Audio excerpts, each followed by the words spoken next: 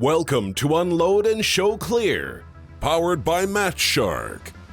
Listener ready? Stand by.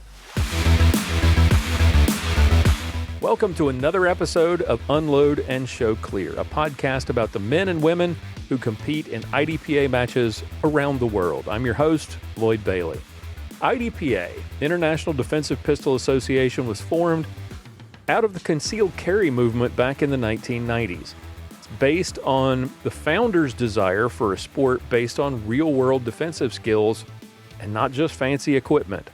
IDPA matches are a series of stages that are based on realistic defensive scenarios, and they'll test the shooter's skills in gun handling, accuracy, speed, and problem solving. Men and women from around the world compete every week in IDPA matches, and here at Unload and Show Clear, we introduce you to those people. We talk one-on-one, people, not politics. These are not professional athletes. They're everyday men and women, your neighbors, your coworkers, public servants, your kids' teachers, and you're going to meet one of those great people today. And for 2020, Unload and Show Clear is powered by Match Shark. If you watch videos from last year's IDPA World Championship 2019, you will see that shooters had to deal with the discomfort of shooting in sometimes heavy rain. If you were at that match, or if you were with me at the 2019 Arkansas State match, you know how much fun it can be to shoot in the rain, especially heavy rain. Why do I say that? Well, pasting and scoring targets is not fun at all. Not only are you and your equipment soaked, not only are you cold and wet and damp and uncomfortable, but pasting and scoring targets makes your day even that much more fun. You can't see the scoring zones.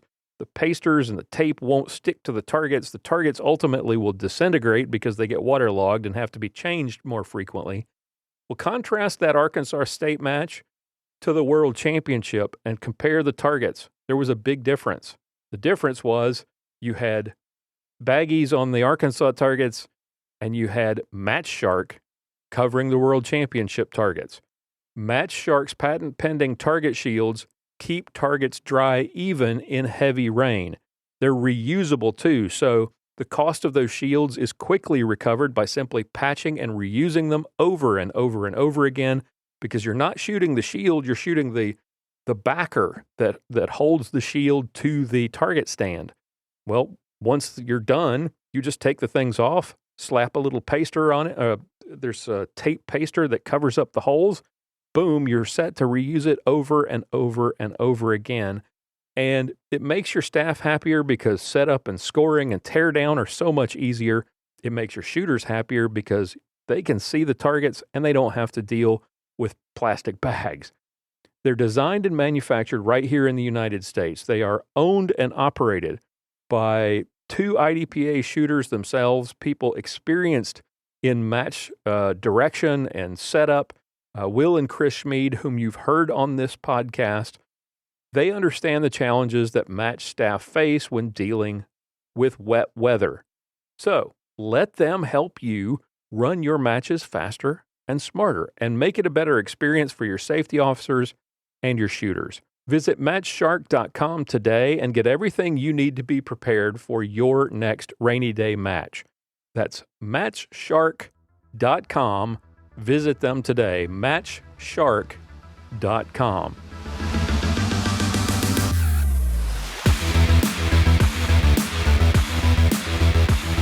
Our special guest today is 14-year-old Evan Prater from Mineola, Texas. Evan, welcome to the show. Oh, hi. It's nice to be. I don't know how to do this. Okay, do that again. Talk like you're talking to me. And I don't talk like. That's going in the blooper reel. Yeah, okay. That one's. Yeah. Is Dad making you nervous? Yes. Okay.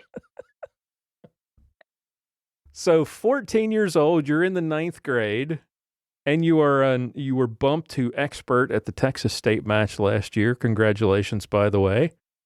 Thank you. So how we've talked to your dad, so we know how you got interested or how you got involved with with guns. What was it that attracted you to shooting competitively and shooting guns in the first place? I mean, I've got a son who shot with me for a number of years after we moved to Texas. He kind of lost interest, moved on, did other things. You're sticking it out and doing very well and progressing. What is it about? What is it that hooked you and got you interested in guns and IDPA? I mean, it's just cool. I mean, why wouldn't you want to run around and shoot pistols all day? It's just fun. Exactly. Yeah. So, what do your friends at school think? They seem to think it's kind of funny. I don't know. My nickname now is Pistol Prater. They make it kind of my thing. Do you remember the first time that you went to an IDPA match with your dad? Yes, sir. It was at Big Rock Gun Club, and it was a classifier match. And it was my very first one. I was 10 years old. Didn't do very good at all, but it was fun, and I liked it. You came back even though you had your first experience was shooting a classifier match, and you still thought it was fun. Was it the 90 round classifier or was 72? Yeah, it was was it 90? It was I can't remember. I think it was the 90 round one because it had all the kneeling. Oh. It was that where big you old 90. Yep, shoot from behind the barricade, then run to the barrel and kneel. Run and kneel and do all that. Oh yeah.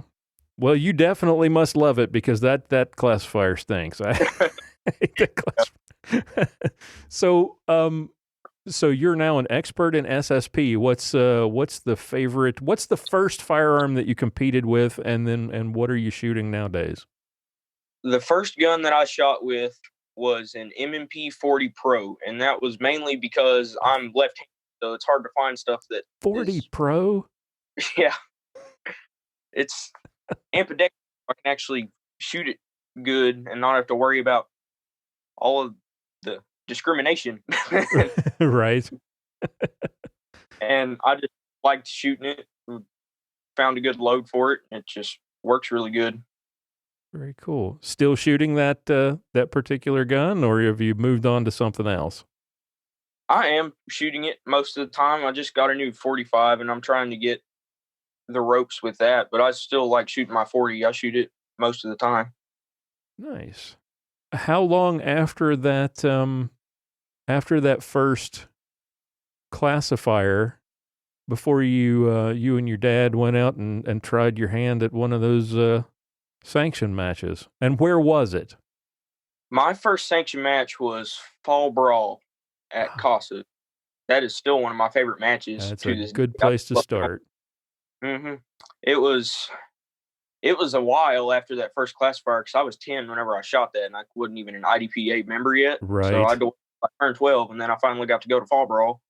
I went and watched a couple of times as a spectator and everything. And I was just, I can't wait to shoot it. And then I finally got to go. I shot it. It was fun. And how did you do? I don't talk about it. Yeah. I guess I did decent for a 12-year-old. Other than that, I don't really know. What is it? What do you remember about that day? I mean, was it intimidating being there with all the the guys in the NASCAR jerseys, or was it just a fun experience being out of town with your dad and your brother, or was it kind of overwhelming? Or well, of course I was kind of nervous because it's like, I'm little, I'm not gonna shoot very good because I'm new to this and all that kind of stuff. But I got there and I shot the first couple of stages, and I was hanging out with my brother and my dad, so that made it a little bit better. I was talking to people that I knew. It was kind of nerve-wracking a little bit, but then once you got going, it was pretty fun and relaxing. The weather was nice, so that made it better. Yep. It was just... And I'm guessing you guys probably squatted with a lot of people you knew from East Texas, so... Yes, sir. We were in one of those big East Texas squads. That always helps. Mm-hmm. Good group. So tell us about the experience at Texas State last year. You bumped... Now, wait a second. So were you a marksman? Or what was your classification when you went to Fall Brawl at age 12? I was marksman. Marksman. So the bumps from there to sharpshooter and then from sharpshooter to expert, We know where the expert bump happened. The bump to sharpshooter, was that at a match or was that in a classifier? It was at Battle on the Bayou in Louisiana. Nice. Chris Wally's range. I got sharpshooter at that one. Nice. What do you remember about that? I mean, so you get to your first bump at a match. Tell us about that day, and was that the first Battle on the Bayou, or was that the last one that was? Let's see. Let me think. That would have been. It was the last one. The last one. Yep. Okay. So tell us about that experience. How many sanctioned matches had you shot prior to that? Between shooting Fall Brawl at age 12 and going to the Battle of the Bayou, how many sanctioned matches had you shot? I think it was 3. I shot Fall Brawl was the first one, and then I think after that it was Silver Dollar. Okay. Was there one more after that, or no? That would have been it. What was after that? I think after that, Rose City here. Oh yeah, Rose City. We shot Rose City a couple of times in the summer. I remember. I remember. I think the first Rose City you shot in. It was fun watching you shoot that one. Yeah, I remember that. So, in between the sanction matches, how were you preparing? How were you practicing? What was the training routine or the practice routine like for you, and how do you juggle all of that with school? Well, here in Mineola, we had just started our range at Arm Texans, and we were having a match almost every weekend. Just and not all of it was IDPA. We shot Steel Challenge a lot too, and that's just good because it's trigger time. I just shot my 40 and threw rounds downrange and just was practicing. Right. So every chance to get some live fire in, you were doing it. Mm-hmm. Do you do any like dry fire, any of that kind of stuff? No. I haven't done that in a while. Tell me what this dry fire is. All right. Yeah. So not practicing, not doing the dry fire stuff and with the live fire being every weekend. So I guess there's not a whole lot of trouble, juggling that with schoolwork. And what else are you involved in school? Any sports or any extracurricular stuff? I'm in the band at my school, and sometimes it kind of interrupts with shooting stuff, but I usually just I like shooting a little bit more, so I kind of blow it off and do But yeah, sometimes it's kind of difficult to juggle the two around because I've got football games on Friday night and then a match Saturday morning, but right. I like it. Well, and marching band in the Texas heat, that'll get you prepared for shooting Rose City in July. Yeah. All right, let's fast forward to Texas State last year. This was at the Mission 160 range in Whitewright. This is Collin County IDPA hosting. Tell us about that. I didn't get to see that match, but tell us about that day. What do you remember? What was your performance like? And were you surprised to get the match bump, or did it just feel like you were on it all day and everything was going your way? I had kind of tanked a couple stages. I think a few at the beginning and then one toward the end. I think it was like a standard or something, which if you tank a standard, you're kind of have to lose a hope. But they had some pretty challenging stages. They had that one with the platform that shook whenever you stood on it. That was kind of pretty challenging, but it was fun. I liked that one. What was some of the other ones? They had that seesaw thing. Oh yeah, the seesaw one where you had to stand up on the fulcrum and shoot those targets from above and then walk. That was pretty fun, and it was kind of hard. Yeah. Took a lot of planning and stuff during the walkthrough to figure it out.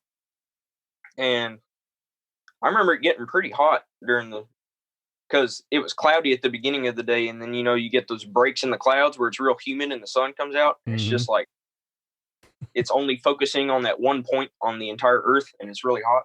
Right. But it was kind of surprising. So we were.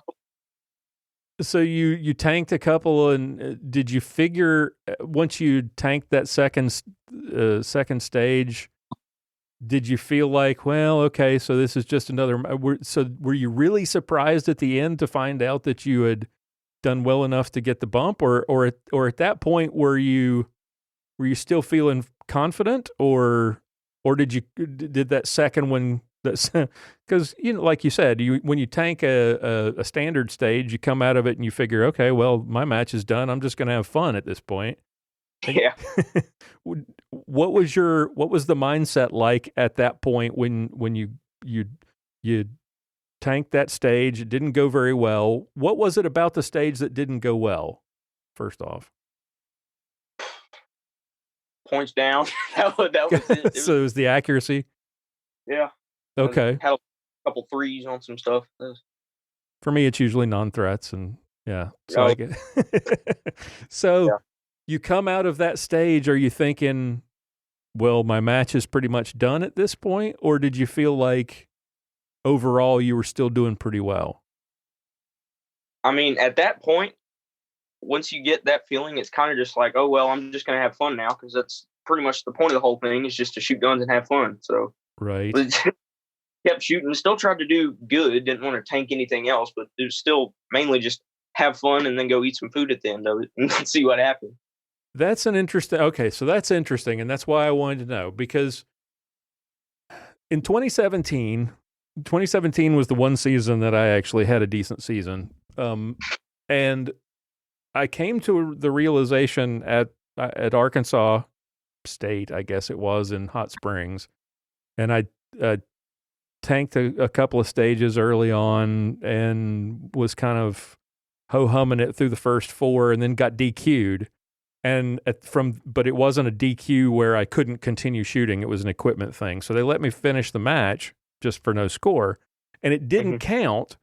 So there was no real pressure on, and I was just like, okay, I'm going to have fun. I ended up like 8 points down for the last 8 stages.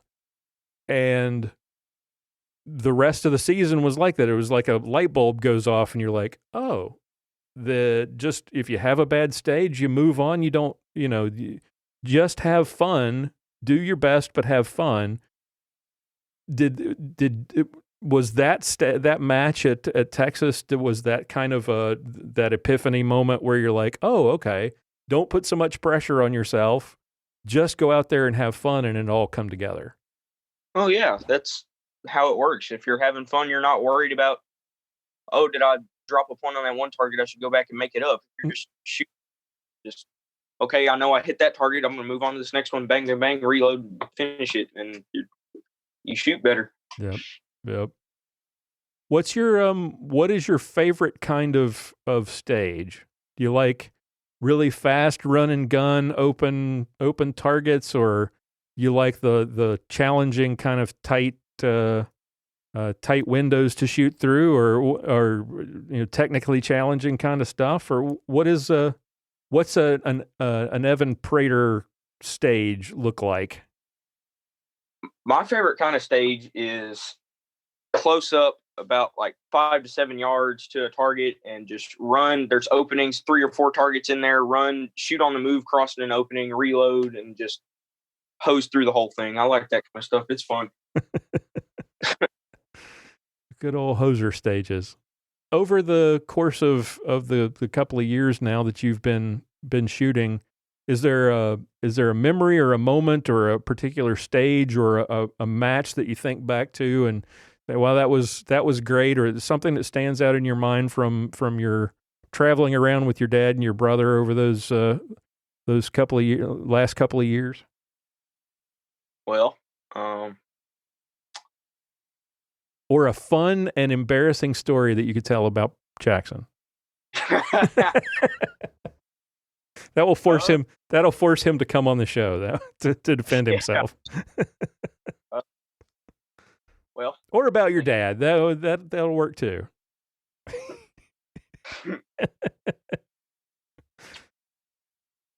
This would be easier if your dad wasn't sitting right next to you, wouldn't it? Yeah. Evan, let me ask you. Your dad's described the difference sort of between your approach to shooting and your brother's approach. His being lots and lots of practice, and like you said, yours being I don't know what dry fire is. So, what do you think is the most important thing over the last 3-4 years that you've learned that's impacted your shooting and makes you a better has made you a better shooter? It'd probably be just relax. Just it's for fun. That's the point of the whole thing. Is just have fun. And so it's just the mindset is a whole. Okay. And so your dad described you as more of a thinker when it comes to how you approach things. One of the things that I think a lot of new shooters have a really hard time with is the mental side of the game, and you know you can shoot lights out and be a terrific shooter and really fast, but if you can't kind of figure out the mental part of it and plan stages, that it doesn't matter how good a shooter you are.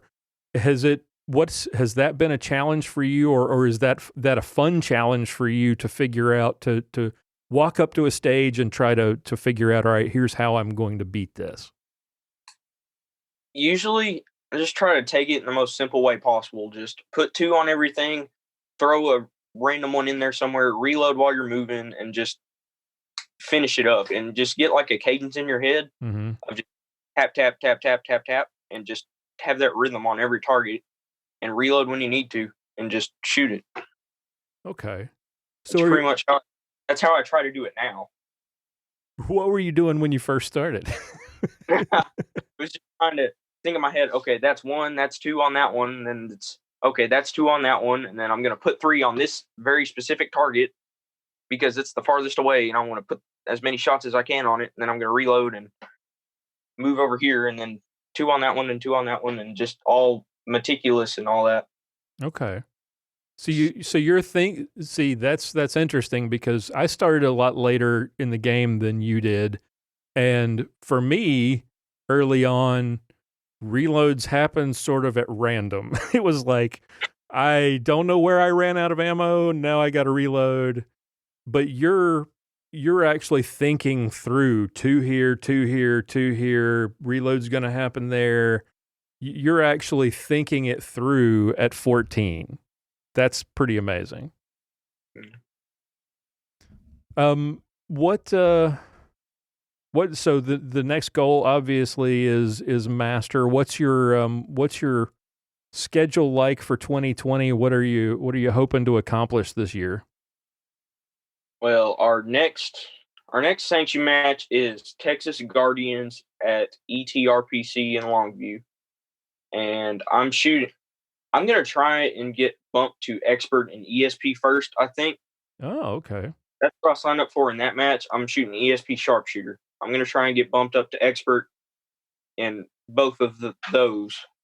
And then I think I'm going to go to CDP after that and just kind of gradually get up there because I'm 14 still. I'm not in a rush to go anywhere. So you're not worried about getting to master and then moving forward. You're gonna try to level them all at the same time. Yeah, because didn't they get rid of that thing now where it's like if you're expert in one thing, you're sharpshooter and everything else? Don't you have to? That's why you're sharpshooter and everything else. Oh, is it? I thought they got rid of that. No. Well, coming this year, you're going to have to either shoot a match that you're in your classification, or you're going to have to shoot a classifier. Yeah. Yeah. Okay, that's how it works. Never mind. Okay. So same firearm for ESP, or Yes, sir. My MMP still. Okay. Of all the so you're talking about leveling all these divisions and skipping around and doing different things. What's the one division that you think that you have not tried yet that you think would be a lot of fun? Revolver, probably. Really? I haven't shot one yet, and it looks fun. Interesting. It'd be cool to try it. Very cool. That's not something you would expect to come out of a 14-year-old's mouth. That's really everybody wants the cool gun, but there's something very cool and classy about or sort of a classic revolver. That's cool. Yeah. I like them. They're nice. That's your dad's influence, clearly. So what is it? You're shooting lots of different. You're getting, like you said, you're getting lots of different experiences with your trigger time, different disciplines, different sports. What is it you like about IDPA? What is IDPA your favorite, or is there another that you prefer? Well, to be honest, it's the people in IDPA that I like about it so much. It's what I started on, and I met all these people, and they're like my friends. They're new friends, pretty much. I've met them, and I know them, and it's just fun every time I'm around them. And I just like shooting IDPA because I'm with that group of people. Well, Evan, it's great to finally get a chance to sit down and chat, and I really appreciate you taking the time, you and your dad both, and I'm looking forward to seeing you get that master, and hopefully I'm there to see it at some point this season. Best of luck to you, and thanks for coming on the show. Thanks, sir. All right, that's all the time we have for today. Thank you so much for listening. Thank you for your support. Thank you to our guest for coming on the show. And thank you to our awesome sponsor, Match Shark, for making this entire season possible. If you would, please take a minute to check out our website, Unload Podcast. Lots of cool previous episodes are there, links to all sorts of great information. Just check out the guest list as well. Join the Facebook group too if you want to connect with other fans and get updates on the latest news. You can find that at unloadpodcast.com/Facebook. Check out our YouTube channel. We've got a lot of cool videos there at unloadpodcast.com/YouTube. And if you'd like to support the show personally, consider becoming a patron, just $1 a month at patreon.com/unload. And for your support, I'll send you out a sticker and you'll have my undying gratitude for your help. If you or someone you know would make an interesting guest for a future episode, you can contact me at unloadpodcast.com. Just go to the contact button in the menu at the top of the page and send me a message. Or you can send me an email at Lloyd, LLOYD, at unloadpodcast.com. Tune in again next Thursday for another episode of Unload and Show Clear, powered by Match Shark. We are a proud member of the Self-Defense Radio Network. Be sure to check out all of the other pro-freedom podcasts at selfdefenseradio.net.